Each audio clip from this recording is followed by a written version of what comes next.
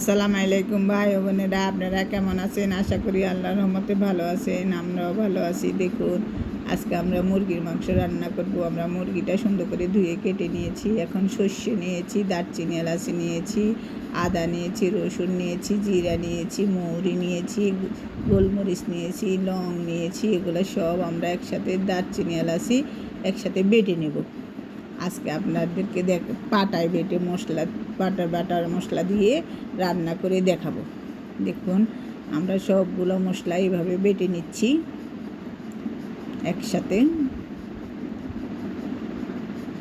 এই সবগুলো মশলা আমরা বেটে নিব।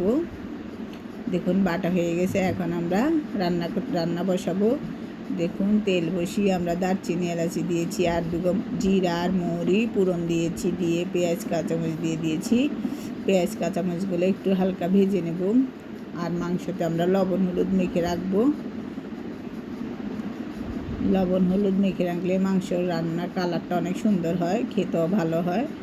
এখন আমরা দেখুন সবগুলো মশলা এখন ভেজে নেব পেঁয়াজের সাথে। এভাবে পাটায় বেটে মশলা দিয়ে রান্না করে দেখবেন, খুব মজা হয়।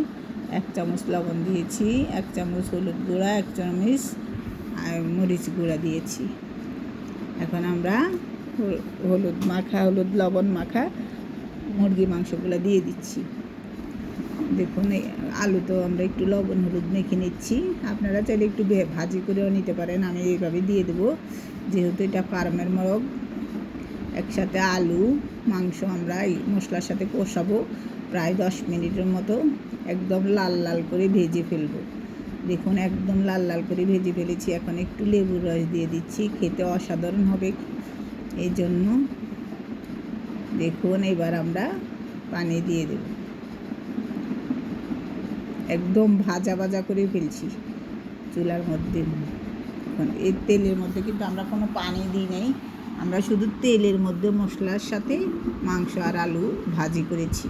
এখন আমরা একটু ঝোল দিয়ে কষাবো, তারপর আর একটু ঝোল দেবো। এটা আমাদের নোয়াখালীতে এইভাবে রান্না করে। প্রথমে একটু ঝোল দিয়ে ভালো মতো কষিয়ে নিয়ে তারপরে আমরা কষানোর ঝোল দেবো। দেখো, এবার এটাকে বলে কষানোর ঝোল। এখানে আমরা এই পানিগুলো কষিয়েছি, আর একটু পানি দিয়ে তারপরে কিছুক্ষণ পর নামিয়ে নেব। এই যে দেখুন,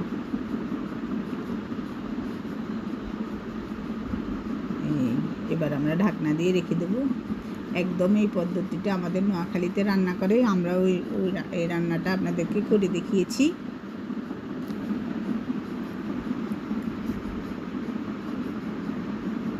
দেখুন, বাইরে অনেক বৃষ্টি হচ্ছে। দেখুন, আমাদের রান্নাটা কমপ্লিট। এখন আমরা খাবো। দেখুন, কালারটা কত সুন্দর হয়েছে। খুব মজা হয়েছে, দারুণ হয়েছে।